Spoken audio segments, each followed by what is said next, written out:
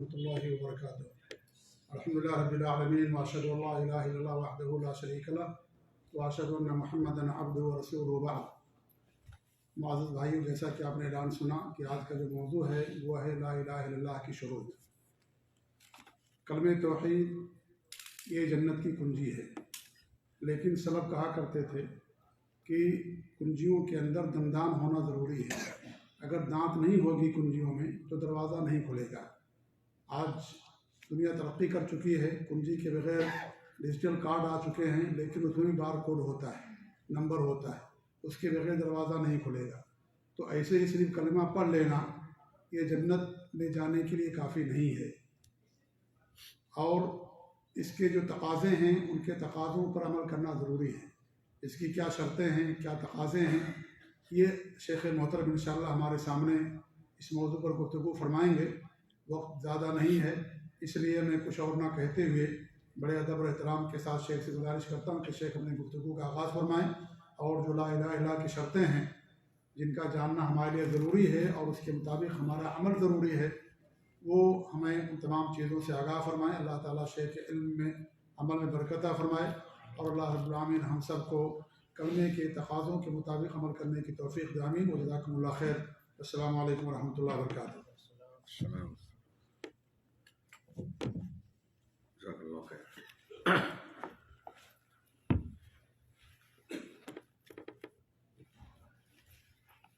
بسم اللہ الرحمن الرحیم وبہ نستعین۔ الحمد للہ رب العالمین والصلاة والسلام علی سید المرسلین وعلی آلہ وصحبہ اجمعین ومن تبعہم بإحسان الی یوم الدین۔ اعوذ باللہ من الشیطان الرجیم، بسم اللہ الرحمن الرحیم۔ شہد اللہ انہ لا الہ الا ہو والملائکۃ واولو العلم قائما بالقسط لا الہ الا هو العزیز الحکیم۔ وقال تعالی فاعلم انہ لا الہ الا اللہ۔ شیخ محترم مختار احمد مدنی حفظہ اللہ، محترم سامعین، آپ نے سنا کہ آج کی گفتگو کا موضوع ہے لا الہ الا اللہ کی شرطیں۔ لا الہ الا اللہ، اللہ کے سوا کوئی معبود برحق، کوئی لائق عبادت کے قابل ہے ہی نہیں۔ یہ کلمہ کیا ہے؟ اس کائنات کی سب سے بڑی سچائی پوچھا جائے کیا ہے تو صحیح جواب ہوگا لا الہ الا اللہ۔ دنیا کائنات میں سب سے زیادہ عدل اور انصاف کی بات کیا ہے، سب سے بڑا سچ کیا ہے، تو جواب ہوگا لا الہ الا اللہ، کیونکہ اس کی ضد شرک یہ سب سے بڑا ظلم ہے۔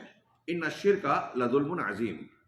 لا الہ الا اللہ، اس کی یہ فضیلت، یہ حیثیت اور اہمیت ہے کہ روایات ثابتہ سے یہ بات محقق ہے کہ اگر ساتوں آسمان اور ان میں موجود تمام چیزیں سوائے اللہ کے، ساتوں زمین، ان میں موجود تمام چیزیں، آسمان اور زمین کے درمیان موجود ساری چیزیں ترازو کے ایک پلڑے میں رکھی جائیں اور لا الہ الا اللہ کو دوسرے پلڑے میں رکھا جائے تو لا الہ الا اللہ کا پلڑا بھاری ہوگا، جھک جائے گا، یہ ساری چیزیں اس کے مقابلے میں ہلکی پڑ جائیں گی۔ یہ ایک روایت یا روایتوں سے ثابت شدہ یہ ایک بات لا الہ الا اللہ کی اہمیت، فضیلت اور اس کا انتہائی اہمیت کا حامل ہونا بیان کرتا ہے۔ اللہ کے نبی صلی اللہ علیہ وسلم نے اسے افضل الذکر کہا، سب سے فضیلت والا ذکر۔ آپ اس کی فضیلت کو اس طرح سے بھی دیکھ سکتے ہیں کہ قرآن مجید نے اس کلمے کے کئی نام متعین فرمائے۔ العروۃ الوثقی، مضبوط دستہ، فمن یؤمن باللہ فمن یکفر بالطاغوت ویؤمن باللہ فقد استمسک بالعروۃ الوثقی۔ اہل علم نے کہا کہ العروۃ الوثقی لا الہ الا اللہ ہے، یہ احسن الحسنات ہے۔ پوری دنیا میں، کائنات میں جتنی نیکیاں ہیں ان سب نیکیوں میں سب سے زیادہ اہم اور بڑی نیکی لا الہ الا اللہ توحید ہے۔ اسی کو ہم کلمہ توحید کہتے ہیں، یہی کلمۃ الاخلاص ہے، یہی سورہ ابراہیم کی آیت مبارکہ کے تحت شجرہ طیبہ ہے، مبارک درخت۔ الم تری کیف ضرب اللہ کلمۃ طیبۃ کا شجرۃ طیبہ، یہ کلمہ طیبہ کی مثال اللہ نے بیان کی مبارک طیب پاکیزہ درخت سے. پاکیزہ کلمے کی مثال پاکیزہ درخت ہے. اصلها ثابت، اس کی جڑ زمین میں پیوست ہے. وفرعها فی السماء، اور اس کی شاخیں آسمان کو چھو رہی ہیں. تؤتی اکلها کل حین باذن ربها، جو اپنے پھل اپنے رب کے اجازت حکم سے ہر وقت دے رہی ہے، اپنا لوگوں کو فائدہ پہنچا رہی ہے. یہی کلمہ اخلاص ہے، کلمۃ الاخلاص، یہی کلمۃ الشہادہ ہے.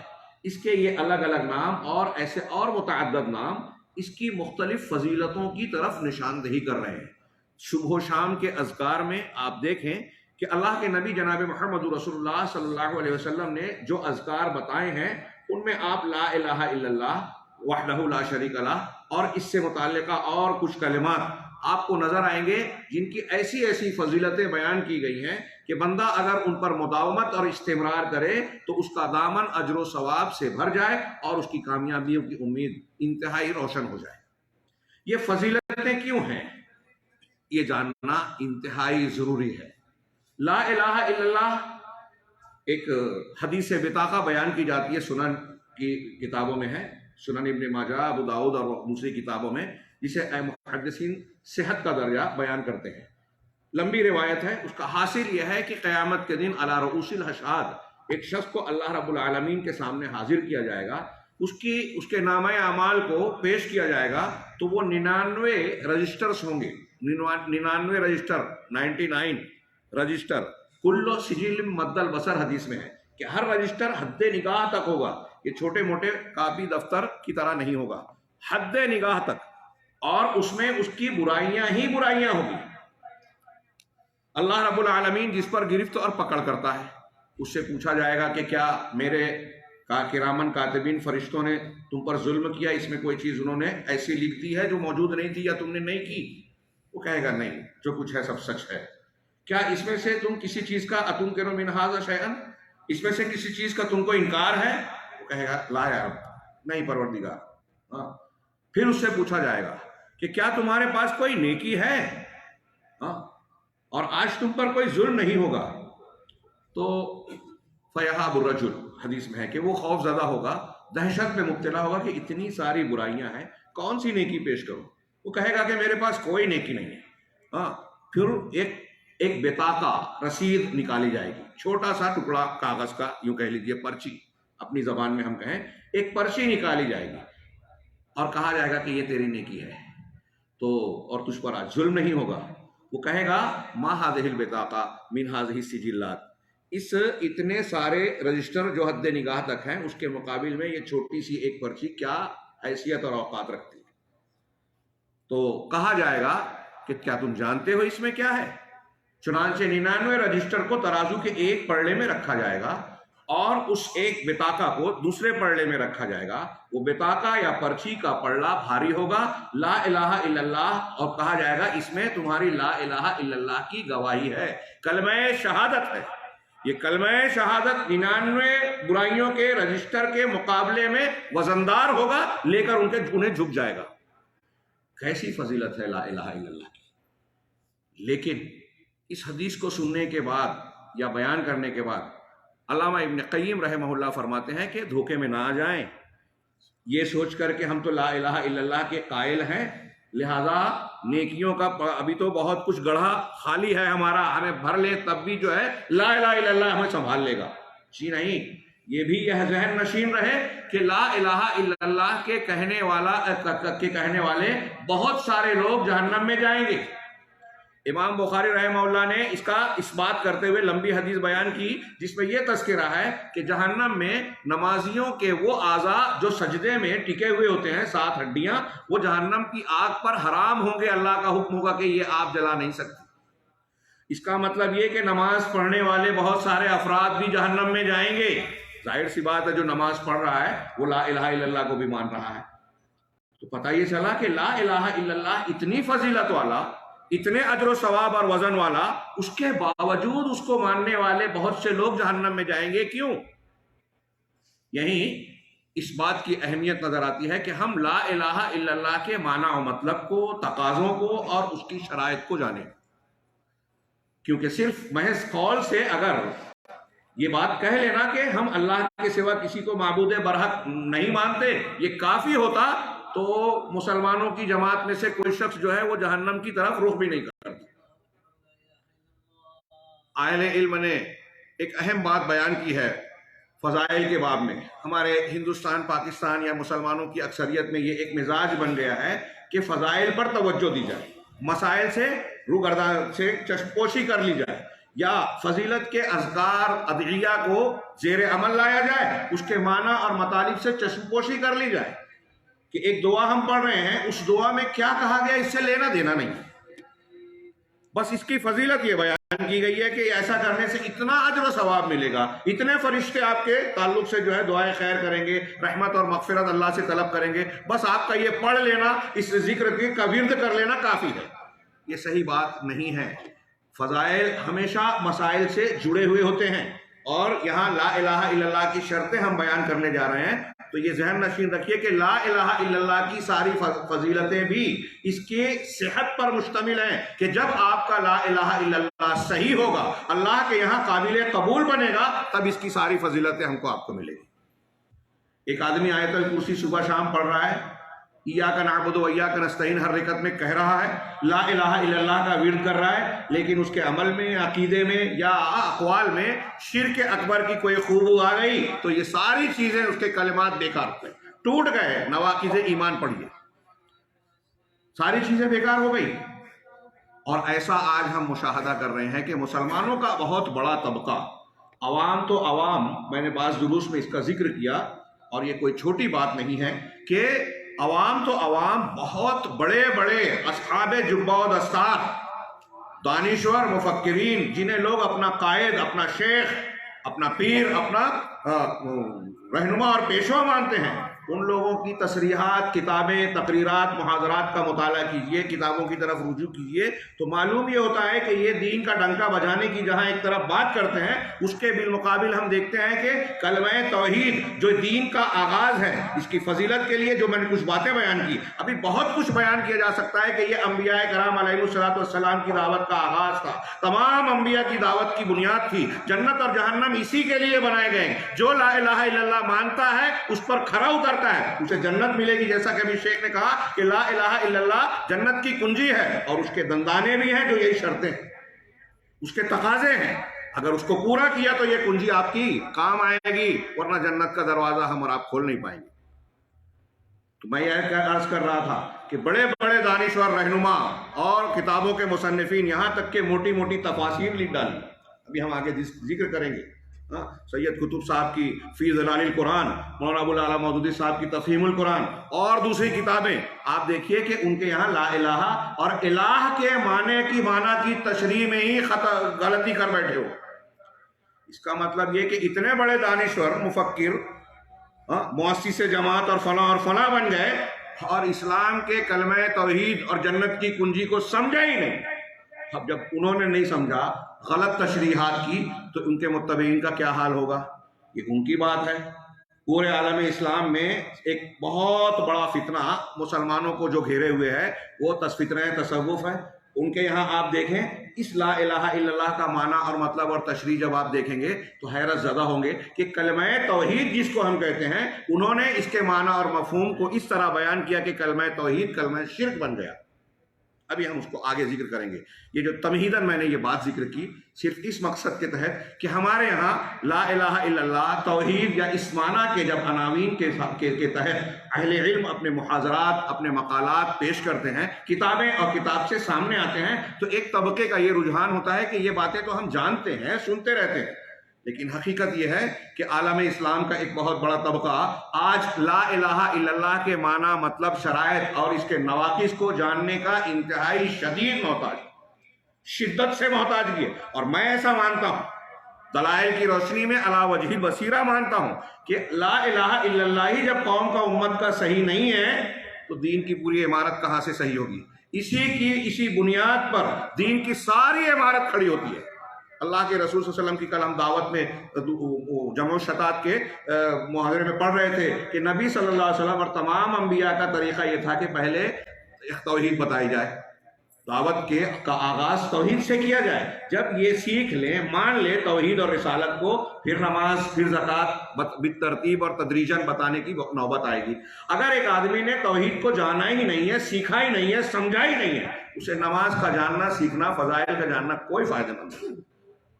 ایک آدمی زندگی بھر تہجد نہ چھوڑے، فضیلت اور نوافل کی کوئی ایک رکعت اور ایک تسبیح کو نہ ترک کرے، لیکن اگر وہ شرک اکبر کر رہا ہے اور لا الہ الا اللہ کے خلاف ہے، تو اس کی یہ فضیلت پر جو ہے محنت اور مشقت اٹھانا یہ اس کے لیے فائدے مند نہیں ہے. کتنی اہمیت کی حامل بات ہے یہ، اندازہ لگائیے.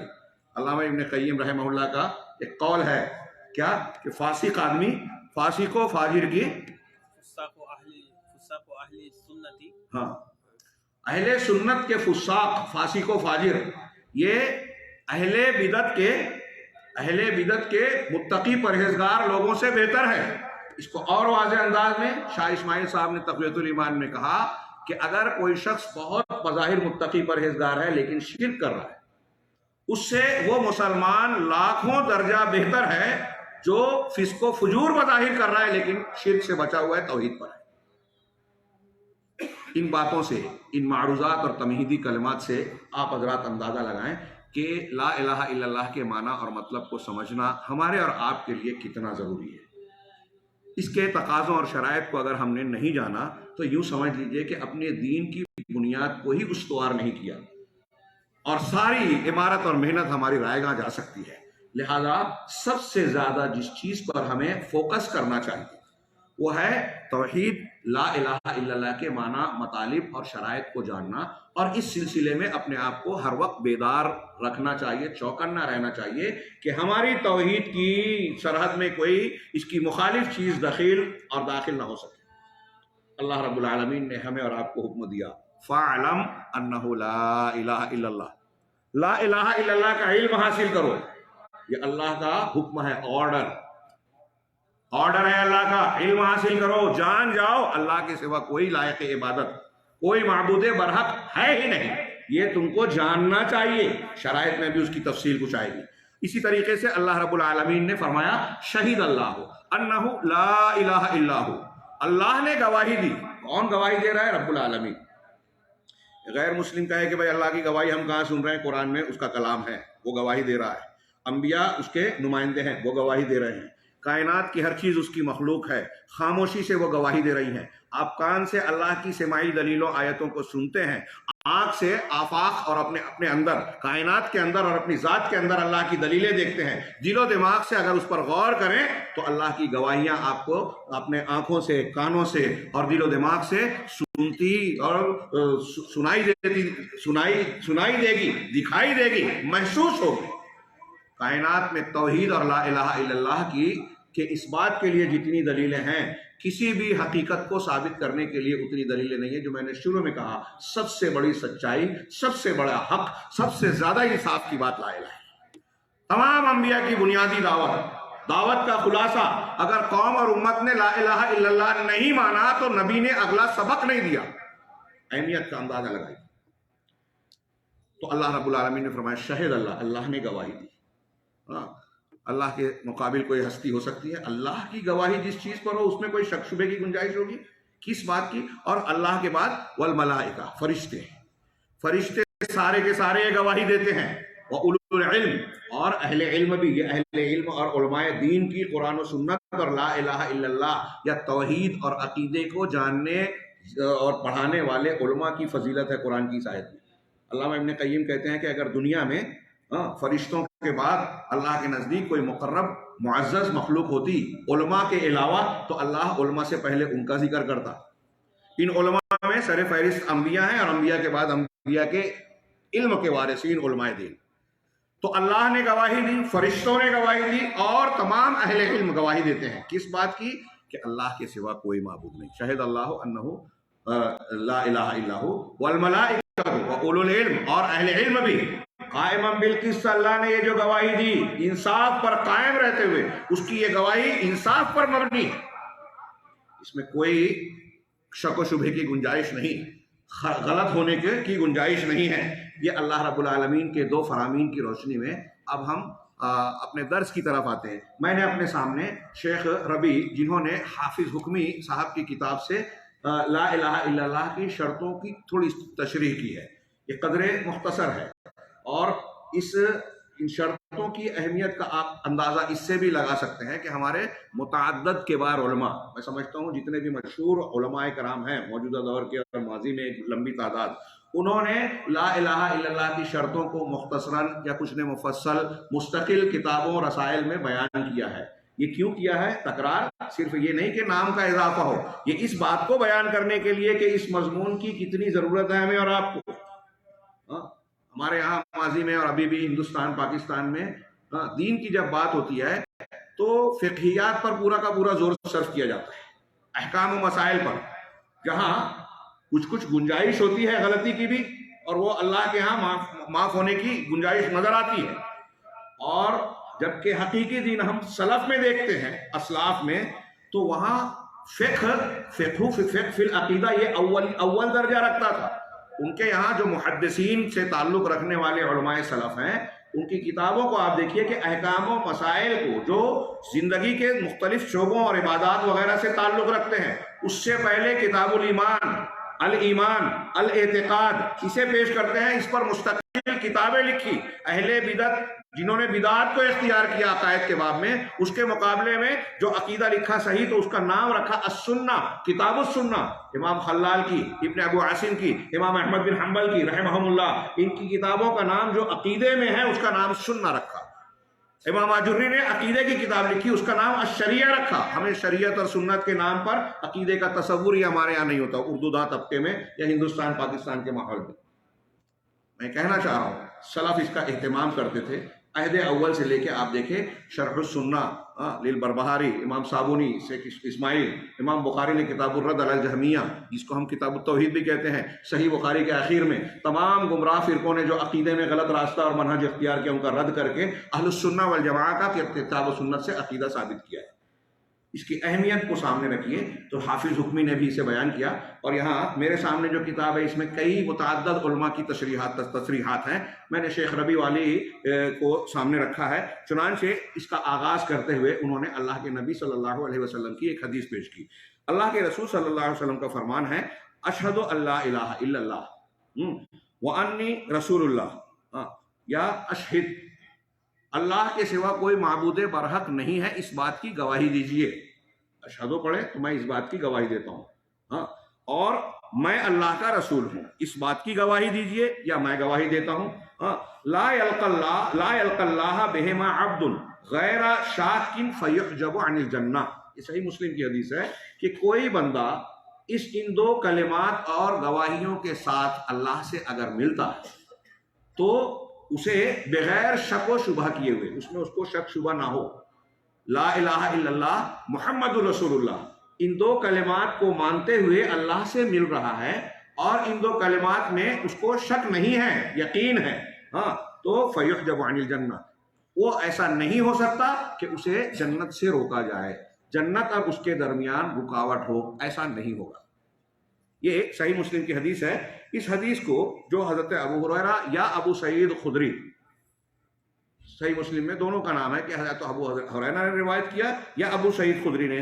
शेख कहते हैं कि रावी को इसमें शक है कि दोनों में से कौन से सहाबी, लेकिन इससे रिवायत पर कोई असर नहीं पड़ता, नुकसान नहीं होता, इसलिए कि सहाबा कराम का नामालूम होना ये रिवायत में असर अंदाज नहीं होता, सबके सब आदिल है। और दूसरे बाज़ तरीक़ों से, बाज़ सनदों से ये रिवायत मरवी है, जिसमें इस बात की वजाहत और सराहत है कि ये रिवायत हज़रत अबू हुरैरा रज़ियल्लाहु तआला अन्हु से मरवी है। अब ये कह रहे हैं शेख के जो शख्स कहता है कि ला इलाहा, इस हदीस से जो हासिल हुआ कि जो शख्स ला इलाहा इल्लल्लाह कहे और उसी पर मरे, यानी उसकी मौत ला इलाहा इल्लल्लाह पर हो, तो ये भी ला इलाहा इल्लल्लाह की शुरूत में से एक शर्त है। आम तौर से लोग इसे शर्तों में जिक्र नहीं करते, शेख ने जिक्र किया है, मैं एक इजाफी चीज़ समझ रहा हूँ, और ये बिल्कुल सही है कि ला इलाहा इल्लल्लाह आपने मान लिया और आखिर वक्त में इससे इनहराफ कर लिया तो आपकी तौहीद बिगड़ गई। तो ला इलाहा इल्लल्लाह पर मरना, मौत का वाक़ होना भी एक शर्त है अल्लाह के यहाँ मकबूल और मुतबर होने के लिए। लौ क़ाल ला इलाहा इल्लल्लाह सुम्मा माता अला गैर हाज़ा, لیکن اگر کوئی شخص لا الہ الا اللہ کہہ رہا ہے، اقرار کر رہا ہے، لیکن موت کے وقت تو اس کے علاوہ کوئی اور بات کہہ دے اس کے خلاف، اس کو توڑنے والی، لا يدخل الجنہ یموت کافرا، تو وہ جنت میں داخل نہیں ہوگا، اس کی موت کفر کی حالت میں ہوگی۔ اللہ کی پناہ۔ چنانچہ سب سے پہلے انہوں نے کہا کہ یہ بھی لا الہ الا اللہ کی شرط ہے کہ آدمی کی موت اس کلمے پر ہو۔ یہ آدمی کو دعا مانگنی چاہیے کہ اللہ تعالیٰ توفنی مسلما والحقنی بالصالحین۔ حضرت یوسف کی دعا ہے غالباً قرآن میں، مسلمان ہونے کی حالت میں مجھے موت دے، ہمارا آخری وقت ایمان پر ہو۔ یہ بڑی اہمیت کی بات ہے، اور جنازے کی دعاؤں میں بھی یہ کلمات اور یہ دعا موجود ہے۔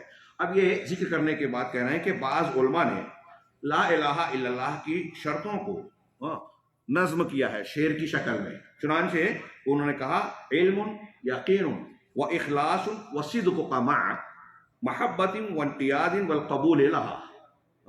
کہہ رہے ہیں کہ علم ایک، یقین دو، اخلاص اور تمہارا سچا ہونا، صدق کا آپ تمہارا سچ بولنا، محبت کے ساتھ، یعنی اس لا الہ الا اللہ اور اس کے ماننے والوں سے محبت ہو، آگے تشریح آئے گی، وانقیاد اور اس کا انقیاد اور تابعداری اختیار کرنا، والقبول لہا اور اس کو قبول کرنا۔ یہ ایک ایک شرطیں ہیں۔ وزید ثامنھا، اور ایک 8ویں شرط کو بھی بڑھایا گیا، اس کا اضافہ کیا گیا، اور وہ کیا ہے؟ الکفران منک بما، کہ تمہارا انکار کرنا اس چیز کو سول الہ من الاوثان قد الہا یا الہا، کہ اللہ کے علاوہ جو معبودوں کو، بتوں کو عبادت کے لائق سمجھ لیا گیا ہے، ان کا انکار کرنا۔ یہ 8ویں شرط۔ اب ان میں ان شرطوں کا یہاں میں شعر کی تشریح کرنے کے بجائے چونکہ ایک ایک کو آگے بیان کیا گیا ہے، اس کی تھوڑی تشریح کے ساتھ ہم اس پر گفتگو کریں گے۔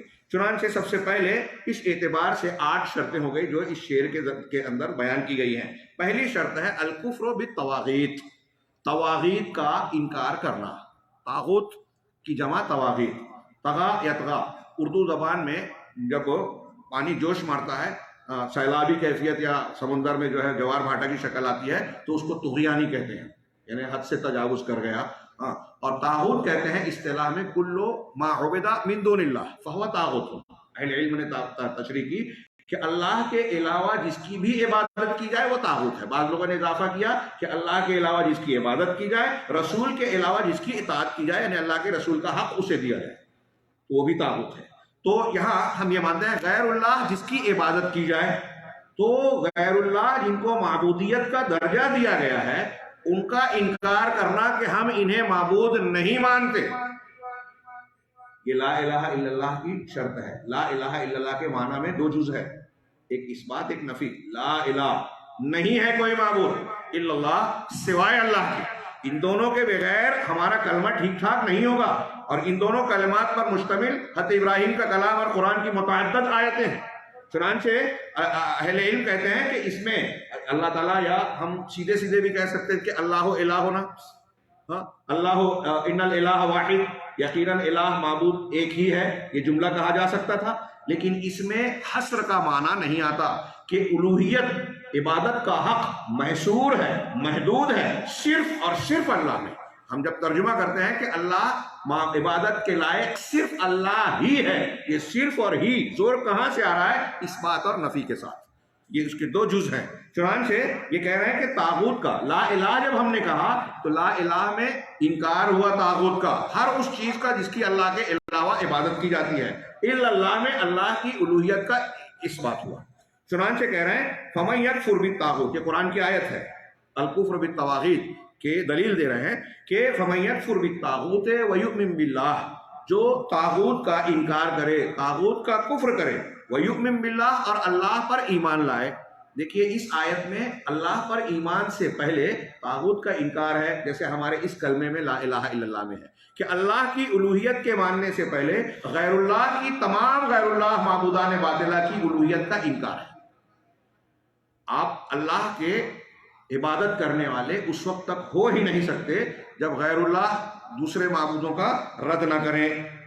اگر آپ یا کوئی شخص اپنے آپ کو مسلمان کہہ رہا ہے اور اللہ لا الہ الا اللہ کا ورد بھی کر رہا ہے، صحیح یا ضعیف روایتوں کی بنیاد پر وہ 24 گھنٹے میں لاکھوں مرتبہ کا مراقبہ یا لا الہ الا اللہ کا اعادہ کرتا ہے، اور سمجھتا ہے کہ میں کلمہ توحید کو اپنے دل و جان میں بسا رہا ہوں، اور صوفیوں کے بدعتی اذکار میں ہو کر کے جو ہے دل میں کہتے ہیں کہ اللہ کی شخصیت کو بسا لیا، یہ سارے دعوے کر رہا ہے، لیکن اگر اس کے اعتقاد میں، عمل میں، قول میں، فکر میں کہیں اگر شرکیہ بات ہے، جیسا کہ ہم آج دیکھ رہے ہیں کہ غیر اللہ سے استمداد، اولیاء سے استغاثہ، استعانہ، قبر اہل قبور کی طرف رجوع کرنا، توجہ الی غیر اللہ اور مقبورین کی طرف توجہ کرنا، ان کے لیے ایسے بہت سارے امور، ان کی قبروں اور مزارات و مشاہد کا طواف کرنا، چومنا چاٹنا، اور بہت ساری شرکیہ ہماری، اگر کوئی شخص ایسا کر رہا ہے تو وہ اس شرط پر پورا نہیں اترے گا۔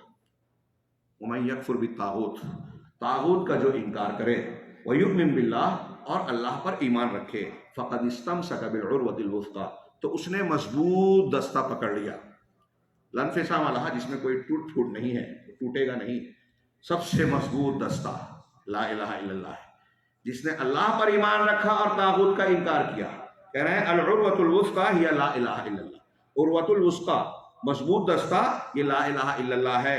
اور بعض لوگوں کا یہ کہنا ہے، اب یہاں شیخ نے ایک اور بات کہی، میں یہاں صرف ایک جملہ یہ عرض کروں کہ آج بہت سارے مسلمان ایک طرف لا الہ الا اللہ کہہ رہے ہیں، ہمارے بہت سارے برادران اور بھائی، ہم ان پر طنز و تعریض اور تشویش والی بات نہیں کہتے، ہم جب یہ بیان کر رہے ہیں تو ان کے لیے خیر خواہی کہہ رہے ہیں کہ وہ اسے سمجھیں۔ ایک طرف آپ بڑی محنت کر رہے ہیں، فضائل پر جو ہے اپنی قوت صرف کر رہے ہیں، افضل الذکر کہہ کے لا الہ الا اللہ 100 بار، 200 بار، 1000 بار اور نہ جانے کتنی مرتبہ کہہ رہے ہیں، لیکن لا الہ الا اللہ اگر آپ کے حلق کے نیچے نہیں اترا، آپ کے دل میں نہیں اترا، آپ نے اس کی شرط کو نہیں سمجھا، اور سب سے یہ پہلی شرط یہ کہ آپ کسی بھی طاغوت کو بھی آپ مانے جا رہے ہیں۔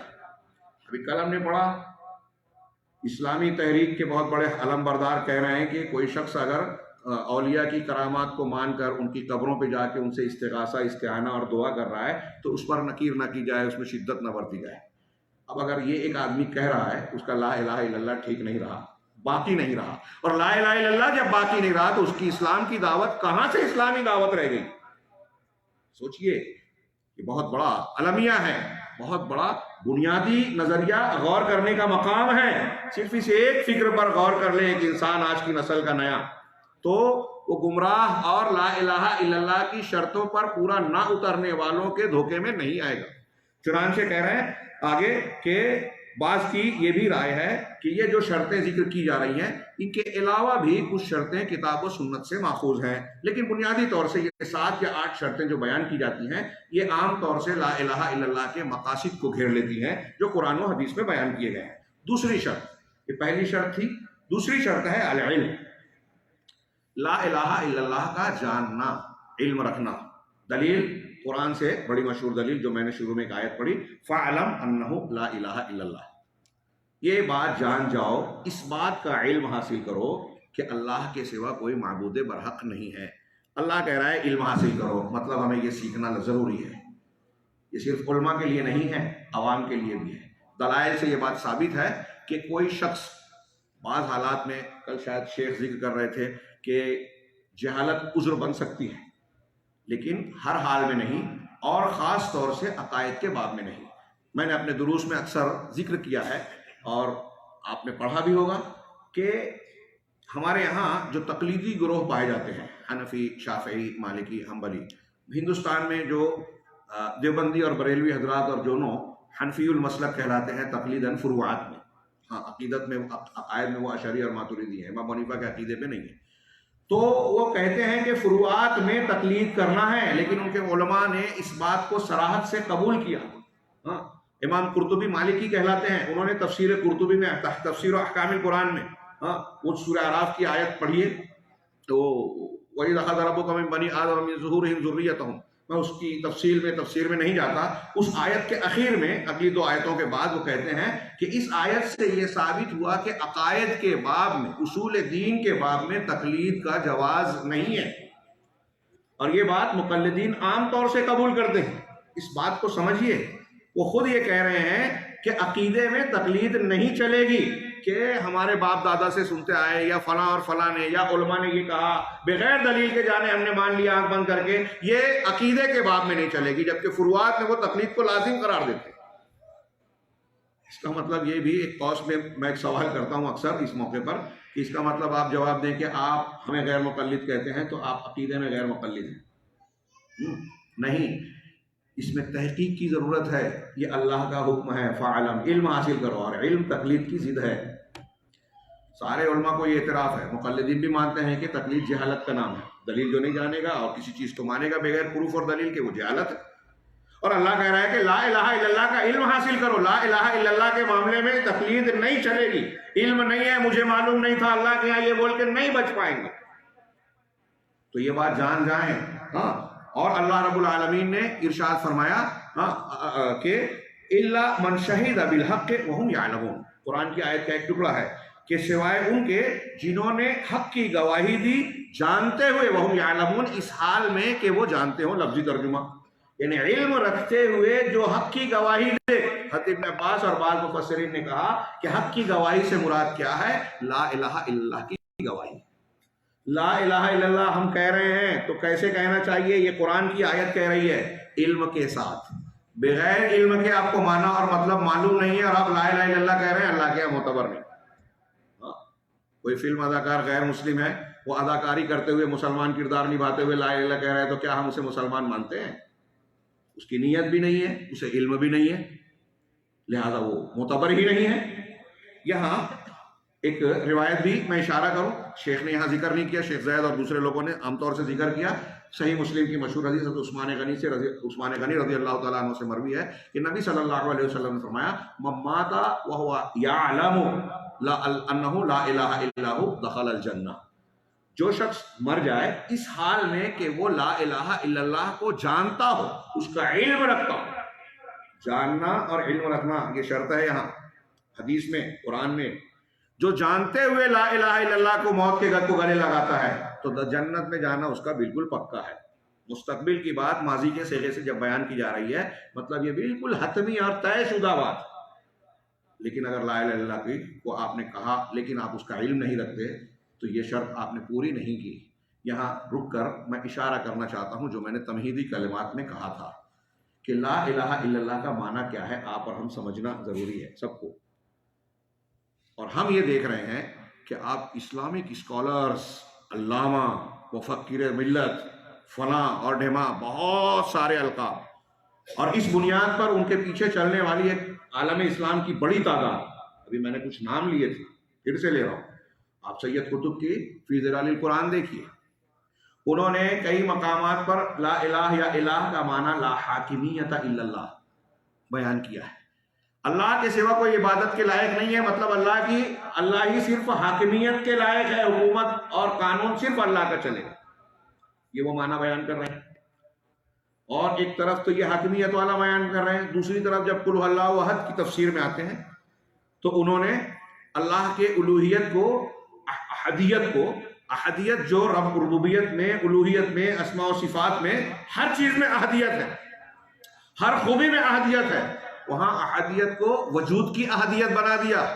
یہ وہ معنی ہوا جو اہل تصوف لا الہ الا اللہ کی تشریح کرتے ہوئے اس کو معنی بتاتے ہوئے کہتے ہیں لا موجود الا اللہ، انا للہ و انا الیہ راجعون. میں نے آپ سے بھی شاید ابھی کہا یا کل کہا تھا کہ کلمہ توحید کو کلمہ شرک بنا دیا.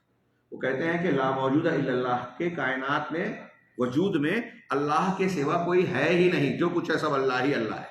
ہمارے ہندوستان پاکستان کے شعراء، ادباء، بہت سارے ادیب اپنے اشعار میں کہ جہاں دیکھو، جس چیز کو دیکھو، جہاں دیکھو وہاں سب اللہ ہی اللہ ہے، ہر چیز میں اللہ ہے، تو ہی تو ہے اللہ. اگر یہ معنی کیا جائے کہ اللہ کی نشانی ہے تو صحیح ہے، لیکن اگر یہ مانا جائے کہ اللہ کی ذات ہر چیز میں ہے تو یہ جیسا کہ میں نے کل بیان کیا تھا اقبح الشرک فی العالم ہے، بقول علامہ ابن ابی العز حنفی شرح العقیدہ الطحاویہ میں، کہ پوری دنیا کا سب سے گھناؤنا شرک ہے. ہر چیز کو اللہ بنا دیا. تلمسانی وغیرہ نے جنید وغیرہ کے اقوال سے جو مروی ہے، کہا کہ ایک کتے کی سڑی لاش پڑی تھی، ان کے مرید ساتھ میں جاتے ہوئے پوچھتے ہیں کیا آپ کہیں گے کہ اس میں بھی اللہ ہے؟ کہا ہاں اس میں بھی اللہ ہے. انا للہ و انا الیہ راجعون. امداد اللہ مہاجر مکی. میرا مقصود طنز کرنا نہیں ہے، واضح کرنا ہے. مسئلہ چونکہ بہت اہم ہے اور لوگ ہمارے یہاں دلائل کی بجائے شخصیات سے، ان کے تعلق سے، جھوٹے موٹے واقعات سے دین سمجھنے کی کوشش. اتنے بڑے آدمی ہیں تو کیا غلط بولیں گے؟ مان لیا. اب بڑے کیسے ہوئے؟ آپ کے ہمارے اڑانے سے اڑتا ہے پیر. लोगों ने उड़ा दिया, वो बड़ा बन गया, और कोई हकीकी बड़ा है, कोई मानने को तैयार नहीं, तो वो बड़ा होते हुए छोटा का छोटा रह गया। इमदादुल्लाह मुहाजिर मक्की, इमदादुल मुश्ताक, उनकी उठाइए देखिए, मौलाना अशरफ अली थानवी के उस पर कुछ शुरुआत हैं, उस पर मजीद फारूकी साहब जामिया मिलिया के एक सारा मजीद तशरीहात की है, वो मार्केट में अवेलेबल है। उसमें है कि एक मरतबा किसी ने पूछा, किसी शेख से, बुजुर्ग से पूछा कि अगर सब में अल्लाह ही अल्लाह है, सब चीज़ अल्लाह ही है, तो आप हलवा भी खा के बताओ और इंसान का फुजला भी खा के बताओ। अब ये सुनना था कि बुजुर्ग साहब को जोश आ गया, गुस्सा आ गया, तैश में आ गए, और ये तैश में आते हैं तो पता नहीं क्या क्या करते हैं। हाँ, तो कहा तैश में आए, और उन्होंने बशक्ल इंसान उसके सामने हलवा खा के बताया कि देखो मैंने हलवा खा लिया, और फिर खिंजीर की शक्ल इख्तियार करके गूह खा लिया। किताब में यही लफ्ज है फुजले की जगह, किताब का लफ्ज मैंने नकल किया, गूह खा लिया। आगे तबसरा करते हैं साहिब किताब कि हालांकि इस बात के मुजाहिरे की चंदा जरूरत नहीं थी। क्यों? इसलिए कि अगरचे वजूद सब एक ही है, लेकिन ज़ाहिरी औसाफ, शक्ल सूरत और सिफात की बुनियाद पे सबकी तासीर वगैरह अलग है, थोड़े अल्फाज फर्क पड़ सकते हैं, हाँ, उसके हुक्म अलग अलग होगा, इसकी जरूरत नहीं थी। और उसी किताब में ये भी है कि इमदादुल्लाह साहब कहते हैं कि वहदतुल वजूद का अकीदा बरहक है, लेकिन ये ऐसा अकीदा है कि इसको आरिफीन भी समझ नहीं पाते तो अवाम को क्या समझाएंगे। आरिफीन भी समझ नहीं पाते तो अवाम को क्या समझाएंगे। हम कह रहे हैं कि भाई वाकई सैयदना इब्राहीम अलैहिस्सलाम, जनाब मोहम्मद रसूलुल्लाह सल्लल्लाहु अलैहि वसल्लम और दीगर अंबिया ने भी इसे नहीं समझा था, और जो अंबिया ने नहीं समझा हमें समझने की जरूरत भी नहीं है। हाँ, आरिफीन भी, आप भी नहीं समझे और कोई नहीं समझा, क्योंकि जो बातिल है वो समझने के लायक कहाँ होगा, बातिल बात है, तो आरिफीन नहीं समझ पाए। उन्होंने उसमें दो तीन वाकयात अलग अलग तरीके के, हाँ, अपने मजलिस में बैठे हुए हैं, शागिर्दों के साथ उठ के पर्दे के पीछे गए, बाद में थोड़ी देर बाद निकले तो लुंगी नहीं छोड़ रहे थे, पूरे भीगे हुए थे। पूछे क्या बात है, आप तो अंदर गए, पानी वानी कुछ है? कहा वो हाजियों का जहाज समुद्र में डूब रहा था, बचाने चला गया। और फिर हाजी लोग आए तो उनसे पूछा, उसमें है मौजूद, तो बताया कि हाँ हमारा जहाज भंवर में हो गया, अचानक निकलने लगा, हमने झांका तो देखा कि हाजी साहब जो पानी में हमारा जहाज पकड़ के खींच रहे हैं। दूसरा वाकया है कि एक हाजी ने आके इनका शुक्रिया अदा किया कि हमारा जहाज डूब रहा था, आपने बचा लिया। कहा कैसे, क्या कह रहे हो? कहा हाँ ऐसा ऐसा हुआ था, आपने पकड़ के खींचा। तो कह रहे अरे ये अल्लाह है जो सब करता है, किसकी शक्ल में आके क्या कर देता है। इन्ना लिल्लाहि व इन्ना इलैहि। ये आप देख रहे हैं सब। अब जो मुतक़िदीन, मुत्तबईन और बेबसीरत अवाम का नाम, पीछे चलने वाली बेगैर बसीरत के जो कौम है, वो इन वाक़यात को जब मानेगी तो क्या वो ला इलाहा इल्लल्लाह पर कायम रह जाएगी? उसने ला इलाहा इल्लल्लाह का इल्म हासिल नहीं किया। और ये जो बड़े बड़े नाम हैं, फिर इनसे बड़े नाम हैं इब्न अरबी, इब्न फारिस, इब्न सबईन, ये सब सूफियों के, हमारे यहाँ हनफी शाफी, हनफी बरेलवी देवबंदी इब्न अरबी को शेख अकबर कह के याद करते हैं। शेख अकबर, उसकी ताजीम और इज्जत के साथ, जो दुनिया में हिंदुआना और अफलातूनी मजहब और फिक्र की बुनियाद पर इस्लाम के माना ही की काया पलट कर दिया, ला इलाहा इल्लल्लाह को बिगाड़ दिया, वहदतुल वजूद का अकीदा पेश किया। कुरान को शिर्क की किताब कहते हैं ये लोग। सोचिए जरा, गौर कीजिए कि ला इलाहा इल्लल्लाह के माना को ला मौजूदा इल्लल्लाह कहने से क्या क्या बन रहा है, क्या हो रहा है। शरीयत की काया पलट हो गई, अंबिया के दीन और दावत व तबलीग को पूरा का पूरा रद्द कर दिया। शेख ने कहा कि अगर वहदतुल वजूद को आप सही मान लेते हो तो फिर फिरौन से मूसा अलैहिस्सलाम का झगड़ा बेमाना हो जाता है। फिरौन कह रहा है मैं रब्बे आला हूं, अरे वो बादशाह था, सबसे बड़ा था, तो वो कह रहा है कि जब सब में अल्लाह है तो मेरे अंदर भी है, तो मैं सबसे बड़ा हुआ लोगों में। तो कोई मूर्ति की पूजा करे, कोई दरख्त को, कोई किसी चीज को मज़ाहिर कुदरत की या शख्सियात की तरफ परस्तिश करे, सब अल्लाह ही अल्लाह है। तो अंबिया कराम ने बेला वजह झगड़ा किया कौमों से, मिल्लतों से। सोचने की बात है।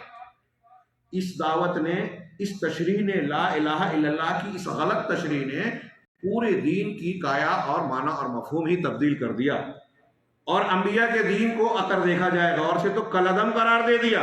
लेकिन हमारे यहाँ लोग इतने साजिश, इतने सादा और बेबसीरत हैं और अहले इल्म की बातों को सुनने के लिए तैयार ही नहीं है। बल्कि मैं कहूँगा कि ये उनकी महरूमी बदकिस्मती है कि कुरान, सुन्नत, अंबिया की दावत ये साफ साफ ला इलाहा इल्लल्लाह जो कह रही है, इसका अगर माना समझे तो ये सारे के सारी बातें जो है उन्हें खुली खुली गुमराही नजर आएगी कुरान और हदीस की जबान में। और खुली गुमराही है, कितनी अहमियत का मौजू है ये आप अंदाजा लगाइए کہ اللہ کہہ رہا ہے لا الہ کا علم، لا الہ الا اللہ کا علم حاصل کرو. ہمارے یہاں لوگ سوچتے ہیں کہ ہم تو اس کا علم رکھتے ہیں، جانتے ہیں. نہیں رکھتے. ہمارے گرد و پیش میں جو اس کی وحدت الوجود کے عقیدے کے ماننے والے پائے جاتے ہیں، ہمارے سماج اور معاشرے میں بہت سارے لوگ لا الہ الا اللہ کے تقاضوں کی کھلی مخالفت کرتے ہوئے نظر آتے ہیں. ایک طرف وہ کہہ رہے ہیں لا الہ الا اللہ، دوسری طرف اس کے سائے میں، اس کے جھنڈے کے نیچے شرک کر.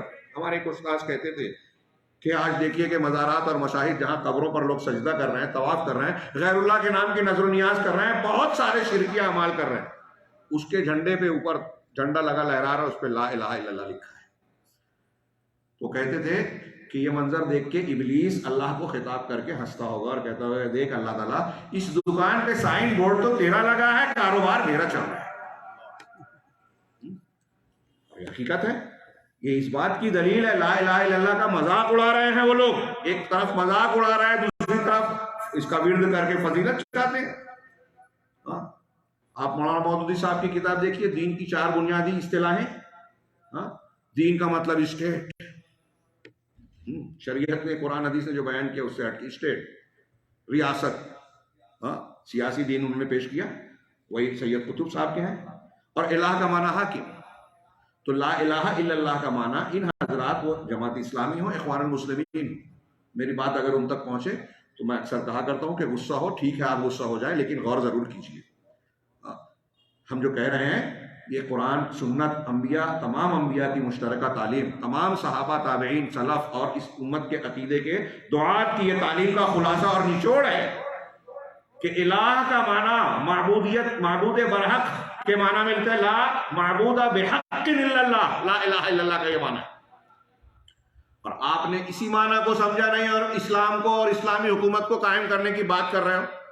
جب آپ نے دین اور دین کی بنیاد اور پہلا سبق نہیں سمجھا تو پورا دین کیا نافذ کرو گے؟ اور سمجھنے کے لیے تیار بھی نہیں. ابھی میں نے ذکر کیا کہ سید قطب کہتے ہیں کہ لا حاکمیت، الہ الوہیت بمعنی حاکمیت ہے. حاکمیت اللہ کی ہی ہے، اس میں کوئی شک نہیں، ہم بھی مانتے ہیں، عقیدے میں ہے. لیکن یہ توحید ربوبیت کا حصہ ہے، توحید الوہیت کا نہیں. یہ لا رب الا اللہ کا معنی ہے، لا الہ الا اللہ کا معنی نہیں ہے. لکھ لیجئے، سمجھ لیجئے اچھی طرح سے. اور انہوں نے بڑے بڑے علماء، ان کے پیچھے عالم اسلام کی بہت بڑی تعداد، جس میں علماء کی بڑی تعداد ہوگی، علماء کہلانے والے دعات ہوں گے، یہ ان کے پیچھے چل رہے ہیں. اور انہوں نے لا الہ الا اللہ کو ہی نہیں جانا، اس کی شرط کو ہی نہیں سمجھا. آگے ہم پڑھتے ہیں. یہ لا الہ الا اللہ کی دوسری شرط، پہلی شرط جو ہم نے پڑھی، ایک سب سے پہلے تمہیداً انہوں نے ذکر کیا کہ اس پر موت ہونی چاہیے. باقاعدہ شرطوں کو ذکر کرتے ہوئے پہلا کہ کفر بالطاغوت، لا الہ الا اللہ میں یہ شامل ہے کہ آپ غیر اللہ کی جن کی پرستش و عبادت کی جاتی ہے ان کا انکار اور رد کریں. دوسری شرط یہ کہ لا الہ کا علم ہو. تیسری شرط جو آج کے درس میں ہم آخری طور پر پڑھیں گے اختصار کے ساتھ، کہ والیقین، یقین. لا الہ الا اللہ جب آپ کہہ رہے ہیں تو آپ کو اس بات پر یقین ہونا چاہیے. اگر اس کے معنی مفہوم کو جاننے کے بعد آپ کے دل میں اس کے تعلق سے کچھ شک شبہ ہے کہ اللہ تبارک و تعالیٰ تو معبود برحق ہے، لیکن کوئی اور بھی ہو سکتا ہے، کسی اور کو بھی کچھ حصہ مل سکتا ہے. ہمارے عثمانی صاحب جو جن کا ترجمہ قرآن یہاں چھپا تھا، ایاک نعبد و ایاک نستعین میں انہوں نے جس طریقے سے اس کی تشریح میں ایک جملہ ڈال دیا، اور لوگ کہتے ہیں کہ بس 2 جگہ کا وہ تھا اور اس کی وجہ سے یہ کر دیا گیا. 2 جگہ میں سے پہلی جگہ ہی سب سے زیادہ خطرناک تھی. ایاک نعبد و ایاک نستعین، ایاک نعبد، یہ لا الہ الا اللہ کی گویا تشریح کر رہا ہے، بندہ قبول کر رہا ہے. ہم تیری ہی عبادت کرتے ہیں، تیرے سوا کوئی معبود برحق نہیں، لہذا تیری ہی عبادت کرتے ہیں، تجھ سے ہی مدد مانگتے ہیں. یہ ایاک نعبد و ایاک نستعین کا کلمہ لا الہ الا اللہ کا معنی بیان کر رہا ہے، اس پر پورا اتر رہا ہے اور کی نمائندگی کرتا ہے. اور وَإِيَّاكَ نَسْتَعِينُ لا حول ولا قوة الا باللہ کی نمائندگی کرتا ہے. پہلے عبادت کیونکہ وہ اصل ہے، پھر استعانت کیونکہ اس کے بغیر اللہ کی عبادت اور توحید آدمی اختیار نہیں کرے گا.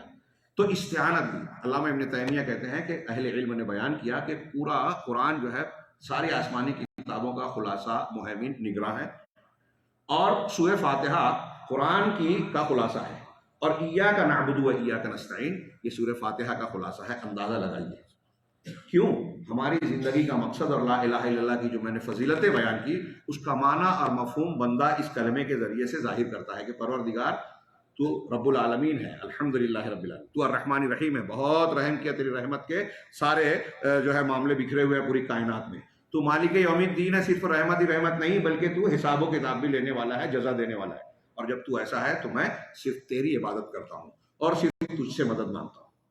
یہ توحید کا اقرار ہوا بندے کے درمیان۔ بہرحال اس کی تشریح کرتے ہوئے کہ ہم استعانت تجھی سے کرتے ہیں، ایک راستہ کھولا انہوں نے، جن کا میں نے ذکر کیا شبیر احمد عثمانی صاحب کا، وہ راستہ کھولتے ہیں کہ اگر کسی کو مستقل سمجھتے ہوئے اگر استعانت کی جائے غیر اللہ سے تو یہ ناجائز و حرام ہے، لیکن اگر مستقل نہ سمجھتے ہوئے کیا جائے دعا تو کوئی حرج نہیں۔ چنانچہ آپ دیکھیں عقائد علماء دیوبند کتاب میں آپ دیکھیں گے کہ اللہ کے نبی صلی اللہ علیہ وسلم کا وسیلہ لگا کے دعا مانگنا وہاں جائز ہے، ان کے عقیدے میں۔ امام حنیفہ، امام یوسف، امام محمد رحمہم اللہ یہ کہتے ہیں کہ شخصیات کا وسیلہ لگا کے دعا مانگنا حرام ہے، چاہے وہ شخصیات انبیاء اور رسولوں ہی کی کیوں نہ ہو، اس عقیدے میں ان کے مخالف ہے۔ یہ میں نے جو عبارت کا مفہوم بیان کیا شرح العقیدۃ الطحاویہ لابی العز الحنفی میں، اور میں جانتا ہوں کہ آپ جب احناف کے سامنے پیش کریں گے تو ان کے جو زبان آور اور زور آور لوگ ہیں وہ رد کر دیں گے کہ نہیں یہ غلط بات ہے، وہ ابن ابی العز کی نہیں کتاب ہے، وہ حنفی نہیں تھے، اس طرح کی باتیں کر کے وہ اپنے آپ کو تسلی دیتے ہیں۔ امام حنیفہ کے قول یہ ثابت نہیں ہے، تمام سلف سے یہ ثابت ہے کہ کسی شخصیت کا وسیلہ جو مردہ ہو غائب ہو اس کا وسیلہ لگا کے دعا نہیں مانگی جائے گی، دعا کے آداب میں سے نہیں ہے، اس کی تفصیل میں جائے، بعض حالات میں بدعت اور بعض حالات میں شرک ہو جائے گا وہ۔ تو یہ ان کے یہاں راستہ کھولا گیا استعانت بغیر اللہ کا، اور پھر میں نے ابھی محصلہ کے خطاب میں میرے موبائل میں ہوگا وہ فتویٰ دیوبند کا، میں نے اس کو تصویر لے لی، کسی نے پوچھا دیوبند کے دارالفتہ سے کہ یہ غیر مقلدین جو ہمیں کہتے ہیں وہ اہل الحدیث اور سلفی کو، غیر مقلدین توحید توحید توحید بہت کرتے ہیں، 2 مرتبہ میں 3 مرتبہ کہہ گیا توحید توحید کرتے ہیں، ان کی توحید کی کیا حقیقت ہے، اس طرح کا کچھ سوال کیا، تو جواب میں مفتی صاحب یہ بیان کرتے ہیں کہ یہ توحید توحید جو یہ توحید کی جو باتیں کرتے ہیں، دراصل یہ لوگ توحید میں افراط اور غلو کرتے ہیں، حد سے تجاوز کرتے ہیں، اور بعض ایسی چیزوں کو بھی جو جائز ہیں توحید کے خلاف نہیں ہے اس کو یہ لوگ شرک کہتے ہیں، جیسے انبیاء کے علاوہ اولیاء اور صالحین کے ذریعے سے مدد مانگنا یا ان سے استعانہ کرنا، یا جو ہے بعض چیزوں سے شخصیات سے تبرک لینا، اس طرح کی کچھ باتیں لکھی اور کہا کہ اس کو بھی یہ لوگ جو ہے تبرک حاصل کرنے کو اس کو بھی شرک کہتے ہیں۔ آپ غور کر رہے ہیں، میں اس سے یہ بتانا چاہ رہا ہوں کہ میری یہ بات جو لوگ سنے جہاں تک پہنچے وہ ان باتوں سے یہ نہ سمجھے، ہرگز نہیں، اللہ ہمیں بچائے کہ ہمارا مقصد کسی کو نیچا دکھانا، کسی شخصیت پر طنز و تاریض اور کیچڑ اچھالنا ہے۔ یہ اتنا اہم مسئلہ ہے کہ اگر آپ لا الہ الا اللہ کے غلط معنی مفہوم اور تشریح کے ساتھ مر گئے تو آپ جنت میں نہیں جا پائیں گے، آپ کا لا الہ الا اللہ کے یہاں مقبول نہیں ہوگا۔ اس اہمیت کے پیش نظر آپ یہ غور کریں کہ ہمارے گرد و پیش میں جن شخصیات، اداروں، بڑے بڑے دانشور اور مفکرین کو، اسلام کا داعی سمجھے جانے والے لوگوں کو جو اسلام کا نمائندہ سمجھا جا رہا ہے، ان کے پیچھے ایک بڑی تعداد لگی ہوئی ہے، ان کے یہاں لا الہ الا اللہ اور اسلام کی بنیاد کا معنی مفہوم ہی صحیح نہیں ہے۔ اب جب آنکھ بند کر کے آپ ان پر بھروسہ کرتے ہیں تو آپ کہاں جا رہے ہیں، غور کرنی چاہیے۔ ہم آپ کو آگاہ کر رہے ہیں، آپ کو ہماری بات اگر صحیح نہیں لگتی تو کم سے کم اتنا تو کیجئے کہ یہ معلوم کیجئے کہ یہ صحیح ہے یا غلط۔ آپ اپنے طور سے دلائل کو کھنگالیے، قرآن و سنت کی دلیلوں کو دیکھیے، یہ ہمارا فائدہ نہیں ہے، آپ کا فائدہ ہے۔ ہم تو اپنی ذمہ داری نبھا رہے ہیں، اللہ تعالیٰ توفیق دے، قبول کرے اخلاص کے۔ بہرحال آگے اس یقین والی دلیل میں کہ ہمیں لا الہ الا اللہ کے معاملے پر یقین ہونا چاہیے، شک شبہ نہیں، کہ یہ بھی ہو سکتے ہیں اور فلاں اولیاء اور صالحین کو بھی جو ہے الوہیت کا کچھ درجہ حاصل ہو سکتا ہے۔ شک بھی آ گیا کسی کے بارے میں لا الہ الا اللہ کے خلاف تو آپ کا لا الہ الا اللہ قائم نہیں رہا۔ ایمان جس کو ہم کہتے ہیں نا، ایمان کا لغوی معنی میں یقین کرنا اور ماننا ہوتا ہے، تصدیق کرنا۔ اگر آپ کو شک ہو گیا تو ایمان رہا ہی نہیں۔ تو کہا اللہ رب العالمین کا ایک فرمان یہاں نقل کیا کہ انما المؤمنون الذین آمنوا باللہ ورسولہ ثم لم یرتابوا وجاہدوا باموالہم وانفسہم فی سبیل اللہ اولئک هم الصادقون، کہ یقینا مومنین وہ ہیں، مومن تو بس وہی ہے، انما کا ترجمہ اگر صحیح کریں تو مومن تو بس وہی ہیں جو اللہ پر ایمان لائے، اس کے رسول پر ایمان لائے، ثم لم یرتابوا، ایمان لانے کے بعد وہ شک شبے میں نہیں پڑے۔ ریب میں نہیں پڑے، مبتلا نہیں ہوئے. وجاہدوا باموالہم وانفسہم فی سبیل اللہ، اور اپنی جانوں، اپنے مالوں اور اپنی جان کے ساتھ اللہ کے راستے میں جہاد کیا. ہاں، یہی لوگ ہیں جو سچے ہیں.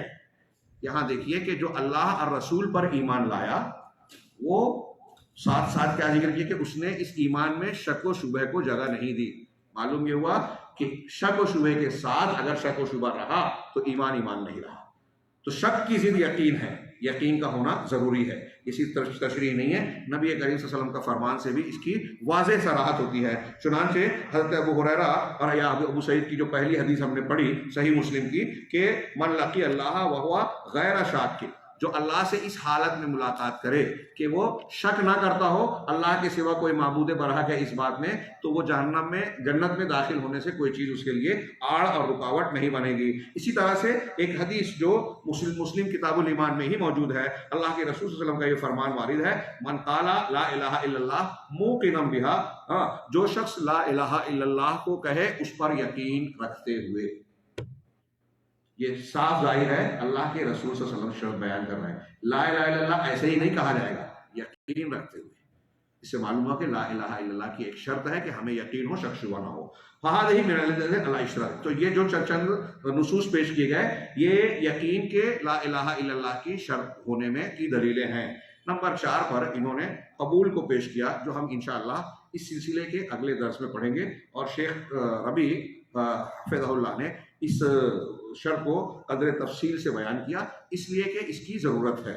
ہمارے یہاں لا الہ الا اللہ کے کہنے والے بہت سارے لوگ لا الہ الا اللہ کے معنی، مفہوم، تقاضے کو قبول نہیں کرتے، اور ایک طرف وہ لا الہ الا اللہ کہہ کے اپنے آپ کو مسلمان کہتے ہیں، دوسری طرف ان کا عمل، ان کا رویہ لا الہ الا اللہ کے تقاضوں کو رد کرتا ہے. قبول بھی ہونا چاہیے جو رد کی ضد ہے. اس کی تشریح دلائل کی روشنی میں اور حالات کے تناظر کی روشنی میں انشاءاللہ ہم اگلے درس میں پڑھیں گے. اللہ رب العالمین ہمیں دین کی اس بنیاد کو اچھی طریقے سے جاننے، سمجھنے، اس کے تقاضوں اور شرائط کے ساتھ اختیار کرنے کی توفیق عطا فرمائے، اور اسے ہماری دنیا اور آخرت میں کامیابی اور نجات کا ذریعہ بنائے. وآخر دعوانا ان الحمد للہ رب العالمین وصلی اللہ علیہ نبینا محمد. اللہ تعالیٰ شیخ محترم کو جزائے خیر عطا فرمائے. 2 باتیں میں کہنا چاہتا ہوں، حالانکہ شیخ نے اختصار کے ساتھ ساری باتیں پیش کر دی ہیں، اس کی ضرورت نہیں ہے. اور وہ 2 باتوں میں سے پہلی بات یہ ہے کہ ہمارے معاشرے میں بر صغیر کے اندر کلمہ توحید کے تعلق سے 2 بڑی گمراہیاں پائی جاتی ہیں. پہلی گمراہی یہ پائی جاتی ہے کہ کلمہ توحید کا اقرار کرنے والا کبھی جہنم کے اندر نہیں جائے گا، کلمہ پڑھ لیا وہ جنت کے اندر جائے گا. یہ بڑی گمراہی پائی جاتی ہے، اور اس کے لیے کچھ حدیث کا سہارا بھی لیتے ہیں. جبکہ میں بار بار یہ بات کہتا ہوں کہ اسلام اور دین ایک حدیث کا نام نہیں ہے. ایک حدیث سے آپ کوئی مسئلہ مستنبط نہیں کر سکتے ہیں. اس کے تعلق سے ساری حدیثوں کو جمع کرنے کے بعد جو نتیجہ اخذ ہوتا ہے وہی دین ہوتا ہے. اور کلمہ گو مسلمان، تہجد پڑھنے والا، قرآن کی تلاوت کرنے والا بھی جہنم کے اندر جا سکتا اور جائے گا. اللہ کے رسول صلی اللہ علیہ وسلم کی وہ حدیث جسے آپ بار بار سنتے ہیں، جس میں آپ نے فرمایا کہ ہماری امت 73 فرقوں میں تقسیم ہوگی، 72 جہنم کے اندر جائیں گے. وہ 72 کفار و مشرکین کے بارے میں نہیں ہے، وہ یہود و نصارہ کے بارے میں نہیں ہے، وہ کلمہ گو مسلمانوں کے بارے میں ہے. وہ جو کلمہ کا اقرار کرتے ہیں، کلمہ پڑھتے ہیں، ان کے بارے میں کہ وہ جہنم کے اندر جائیں گے. جو تہجد پڑھتے ہیں، داڑھیاں لمبی لمبی ہیں، اور جو ہے حج اور زکوٰۃ ادا کرتے ہیں، ان کے بارے میں ہمارے نبی نے فرمایا کہ 72 فرقے جہنم کے اندر جائیں گے، ایک فرقہ جنت کے اندر جائے گا. یہ یہود و نصارہ اور یہود اور ہندوؤں اور غیر مسلموں، بت پرستوں کی بات نہیں ہو رہی ہے. ہمارے نبی صلی اللہ علیہ وسلم اپنی جماعت، اپنے دین اور اپنی ملت کے بارے میں فرمایا میری امت کے لوگ 73 فرقوں میں تقسیم ہو جائیں گے. اور وہ حدیث شیخ نے سے پہلے ہی بتائی. خوارج کے بارے میں ہمارے نبی نے کیا فرمایا؟ کلاب و اہل النار، یہ جہنم کے کتے ہیں. اور خوارج کے بارے میں ہمارے نبی نے کیا فرمایا؟ علامات کہ قرآن ایسے پڑھیں گے کہ ان کے سامنے تم قرآن پڑھنے کو حقیر جانو گے. صحابہ سے آپ نے فرمایا ان کی نمازوں کے سامنے، قرآن کی تلاوت کے سامنے اپنی باتوں کو تم حقیر جانو گے. یہ بھی کلمہ پڑھتے تھے خوارج، قرآن کی تلاوت کرتے تھے، حافظ قرآن تھے، تہجد گزار تھے. عبداللہ بن عباس سے جب سے جا کر کے مناظرہ کیا، دیکھا کہ راتیں جا کر کے ان کی آنکھیں پیلی ہو گئی ہیں. ان کے سجدے، پیشانی پر سجدے کے بڑے بڑے نشانات پڑے ہوئے ہیں. تہجد گزار تھے، سارے کے سارے لوگ صحابہ کا قدر کرتے تھے. یہ بھی کلمہ پڑھتے تھے. تو صرف کلمہ پڑھ لینا جنت میں جانے کا سرٹیفکیٹ نہیں ہے یہ، جب تک کہ اس کے تقاضوں کے مطابق ہمارا اور آپ کا عمل نہیں ہوگا. یہ سب سے بڑا دھوکہ ہے جو ہمارے ملک میں دیا جاتا ہے. دوسرا دھوکہ یہ دیا جاتا ہے کہ مسلمان کبھی شرک نہیں کر سکتا. مسلمان ہے وہ شرک نہیں کرے گا، اور وہ جو شرک کے بارے میں کہا گیا ہے وہ جو اللہ پر ایمان نہیں رکھتے، نبیوں پر ایمان نہیں رکھتے، آخرت پر ایمان نہیں رکھتے، ان کے بارے میں کہا گیا ہے. یہ بھی سب سے بڑا دھوکہ ہمارے ملک میں لوگوں کو دیا جاتا ہے. میرے بھائیوں کو بتا دوں کہ سب سے پہلا جو شرک پیدا ہوا دنیا کے اندر مسلمان وہی کے اندر پیدا ہوا تھا. نوح علیہ السلام کی قوم کے اندر جو پیدا ہوا شرک، وہ مومن تھے، مسلمان تھے وہ، کیونکہ سب سے پہلا شرک انہی کے اندر پیدا ہوا.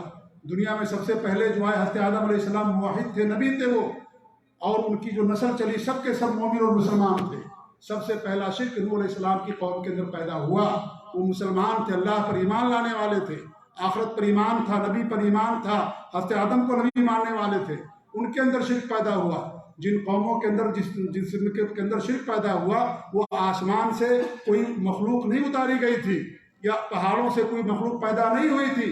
یہ وہی لوگ تھے جو اللہ اور نبیوں پر ایمان لانے والے تھے. انہوں نے بزرگوں کے بارے میں غلو کیا اور اللہ تعالیٰ سے مانگنے کے لیے ان کا واسطہ اور سہارا لیا. وہی سے ان کے اندر شرک پیدا ہوا. وہ مسلمان لوگ تھے، غیر مسلم نہیں تھے، کیونکہ دنیا کی شروعات مسلمان سے ہوئی ہے. اور جب یہ سارے مشرکین ختم ہو گئے، صرف مومن بچے تھے جو حضرت نوح علیہ السلام پر ایمان لانے والے. پھر دوبارہ جب شرک پیدا ہوا تو مومنوں اور مسلمانوں کے اندر ہی پیدا ہوا. وہ پھر بھول گئے اللہ تعالیٰ کے درس کو، نبیوں کے درس کو، توحید کے درس کو. پھر ان کے اندر شرک پیدا ہو گیا. تو جب بھی شرک پیدا ہوا مسلمانوں کے اندر پیدا ہوا، کیونکہ دنیا کی شروعات مسلمان سے ہوئی، نبی سے ہوئی، موحد سے دنیا کی شروعات ہوئی. اور ایک حدیث بیان کر کے میں بات ختم کر دوں کہ اللہ کے رسول صلی اللہ علیہ وسلم نے فرمایا ہے کہ جس جنازے پر 40 لوگ، جس میت پر 40 لوگ جنازے کی نماز پڑھ دیں جو اللہ تعالیٰ کے ساتھ شرک نہ کرنے والے ہوں، ایسے شخص کے لیے آپ نے جنت کی بشارت سنائی کہ اللہ ان کو معاف کر دے گا. میں پوچھنا چاہتا ہوں کہ جنازے کی نماز کیا ہندو پڑھتا ہے؟ جنازے کی نماز کیا کوئی یہودی اور نصرانی پڑھتا ہے؟ جنازے کی نماز مسلمان پڑھتا ہے. پھر بھی ہمارے نبی نے قید کیوں لگائی کہ اللہ تعالیٰ کے ساتھ وہ شرک نہ کرنے والے ہوں؟ معلوم یہ ہو کہ نماز پڑھنے والا شرک کر سکتا ہے. تبھی ہمارے نبی نے فرمایا کہ لا یشرکون باللہ شیئا، کہ اللہ تعالیٰ کے ساتھ کچھ بھی شرک نہ کرتے ہوں. نماز پڑھتے ہوئے شرک ہو سکتا ہے، قرآن پڑھتے ہوئے، تہجد پڑھتے ہوئے، آخرت پر ایمان رکھتے ہوئے انسان شرک کر سکتا ہے. تبھی ہمارے نبی نے فرمایا کہ اس نے اللہ تعالیٰ کے ساتھ ان لوگوں نے شرک نہ کیا ہو، تب جا کر کے ان کی گواہی معتبر مانی جائے گی، تب جا کر کے ان کے جنازے کی جو دعا پڑھی گئی یہ معتبر مانی جائے گی. ہمارے نبی نے کیوں شرط لگائی؟ بیکار شرط ہے یہ؟ نہیں، بیکار نہیں ہے. اس میں اس بات کی طرف وضاحت اور صراحت ہے کہ نماز پڑھنے والا بھی اللہ تعالیٰ کے ساتھ شرک کر سکتا ہے. اسی لیے جا بجا قرآن کریم اللہ رب العالمین نے ہمیں حکم دیا ہے وَاعْبُدُوا اللَّهَ وَلَا تُشْرِكُوا بِهِ شَيْئًا، اللہ کی عبادت کرو، اللہ کی عبادت کے ساتھ کچھ بھی شرک نہ کرو. عبادت صرف کافی نہیں ہے، عبادت کو شرک سے دور بھی رکھنا ہے. اگر شرک ہے عبادت کے ساتھ، روزہ نماز بھی ہے لیکن شرک بھی ہے، تو اس عبادت کا کوئی فائدہ نہیں ہے. وہ شرک سارے عبادت کو ختم کر دینے والی چیز ہے. اس لیے میرے بھائی اس حقیقت کو سمجھ لیے. یہ بہت بڑا دھوکہ ہمارے ملکوں کے اندر کیا جاتا ہے. چند حدیثوں کو لے کر کے صحیح حدیث ہے لیکن اس کی غلط تعویل کی جاتی ہے، اس کا غلط معنی بیان کیا جاتا ہے، اور اس کا جو ہے توڑ موڑ کر کے معنی پیش کیا جاتا ہے. لوگ اسی میں خوش ہو جاتے ہیں کہ چلو ہم نے کلمہ پڑھ لیا، مسلمان ہے، عبداللہ احمد محمد نام ہے، خلاص ہمارے لیے جنت کا سرٹیفکیٹ ہو گیا، اب ہم جنت ہی کے اندر جائیں گے، جنت کے علاوہ کوئی اور پھر جہنم ہمارے لیے نہیں ہے. ایسا نہیں میرے بھائیوں. کلمے کے تقاضے ہیں، ان کے دندان ہیں کلمے کے، ان کے شروط ہیں کلمے کے. ان شروط اور تقاضوں کے مطابق جو ہماری زندگی گزرے گی تب ہم جنت کے حقدار ہوں گے. صرف زبان سے پڑھ لینے سے کوئی انسان جو ہے جنت کا حقدار نہیں بنے گا. تو یہ ان حقائق کو سمجھنے کی ضرورت ہے. اللہ تعالیٰ سے دعا کہ اللہ رب العالمین ہمیں ان باتوں کو سمجھنے کی توفیق عنایت فرمائے. اور انشاءاللہ کل شیخ کا درس مغرب کے بعد ہوگا، اس لیے آپ لوگوں سے گزارش ہے کہ مغرب کے بعد بھی تشریف رکھیں، اور پھر تیسرا درس انشاءاللہ بدھ کے دن عشاء کی نماز کے بعد ہوگا.